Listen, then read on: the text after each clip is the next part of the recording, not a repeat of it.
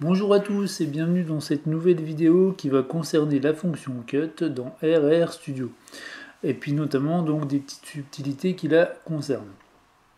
Alors je vous ai préparé un petit script, enfin micro, hein. J'ai juste préparé ça, donc un tirage aléatoire de nombres entre 0 et 115 de taille 100 qui va représenter des âges. Alors c'est pas du tout réaliste évidemment. Mais c'est pas grave, ça nous conviendra pour l'exemple.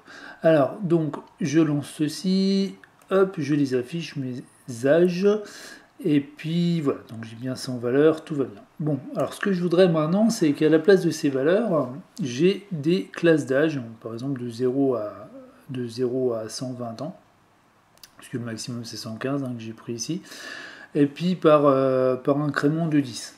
Alors on va faire ça, donc avec la fonction cut. Donc je vais faire cut de âge. Donc cut de âge, breaks, ça va être pour les bornes de nos classes d'âge. On va utiliser la fonction sequence puisque nos bornes sont régulièrement espacées, donc de 0 à 120 par paquet de 10, et puis on va regarder qu'est-ce qui se passe. Donc on y va, on exécute ceci, et on obtient le résultat suivant. Alors on voit qu'il y a des valeurs manquantes ici, là où je surligne, et puis ici. Et si on regarde donc les valeurs d'origine, qui sont quelque part par là, on voit qu'on a des âges de 0 en fait. Donc j'en ai un ici, qui doit correspondre à la... Oui c'est ça, c'est celui-là en fait. Hop. La 10, alors 15, 16, 17, 18, 19e valeur. Voilà.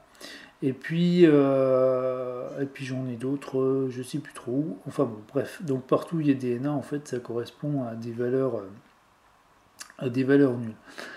Alors pourquoi est-ce qu'il le prend pas? C'est parce que lui, R, il va inclure les bornes à droite. Vous voyez, il met le crochet du côté dans la première classe, ici 10-20, du premier individu. Il inclut le 20, et nous en France on a l'habitude d'inclure la borne à gauche. Ce qui fait que dans la classe 0-10, en fait, quand il y a des 0, enfin des 0 en fait, il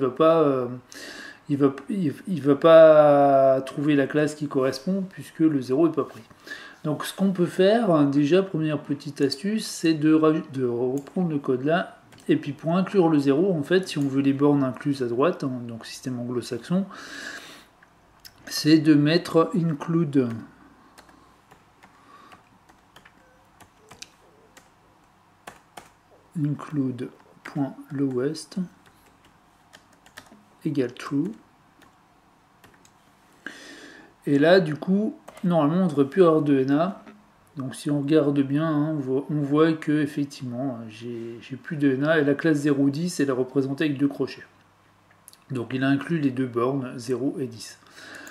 Alors, si on veut maintenant faire des classes à la française, on va dire, c'est-à-dire avec les bornes incluses à gauche, donc là c'est la grosse astuce de cette vidéo, que moi personnellement j'ai galéré pour trouver la réponse dans plusieurs bouquins et sites internet quand j'ai démarré. Donc l'astuce, ça consiste à faire ceci. Donc je reprends le même code en fait, hein. Voilà, et puis ce que je vais faire, c'est que je vais lui dire que la borne incluse à droite, je n'en veux pas. Donc je vais lui dire right, donc égale false. Alors ça peut sembler un peu bizarre de dire right égale false, mais c'est right au sens à droite quoi. Donc voilà. Et j'exécute ceci. Et là, j'ai bien mes bornes qui sont incluses à gauche. J'ai pas de valeur manquante puisque la valeur maximale c'est 115 et j'ai pris comme borne maximale 120. Donc il n'y a aucun souci de ce côté-là. Et puis du coup on est content, on a nos bornes incluses à gauche parce qu'on est en France et qu'on fait comme ça en France en général. Donc voilà.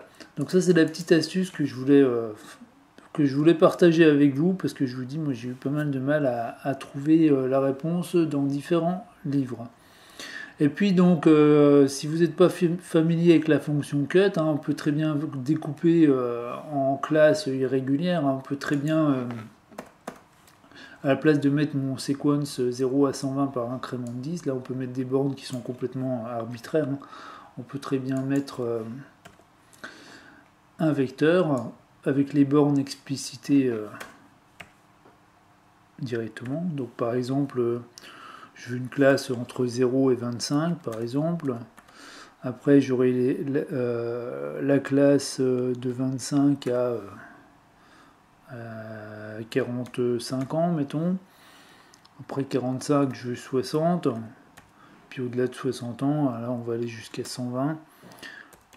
Voilà. Et là j'ai mes classes comme je veux.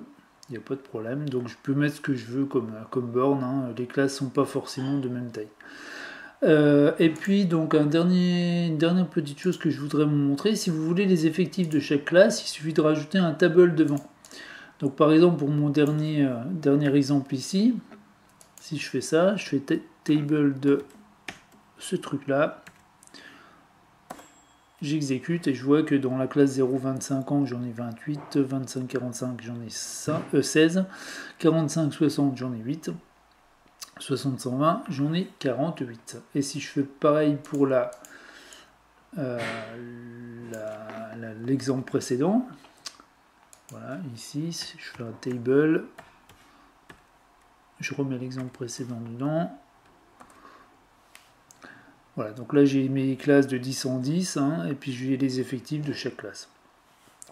Donc voilà, ça c'est pour vous montrer aussi qu'on peut coupler cut avec table et que c'est assez usité, donc voilà, tant qu'à faire, autant vous en faire profiter aussi, si vous ne connaissiez pas. Donc on peut coupler les deux.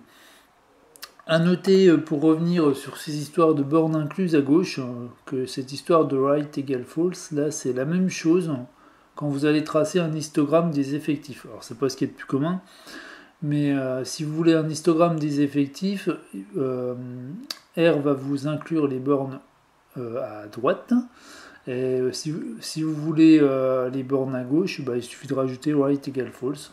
Et je parle dans les fonctions de base, hein, la fonction hist de base, des packages de base pour tracer des graphiques. Voilà, écoutez, je crois que j'ai fait le tour de tout ce que j'avais à vous dire pour aujourd'hui et pour cette astuce.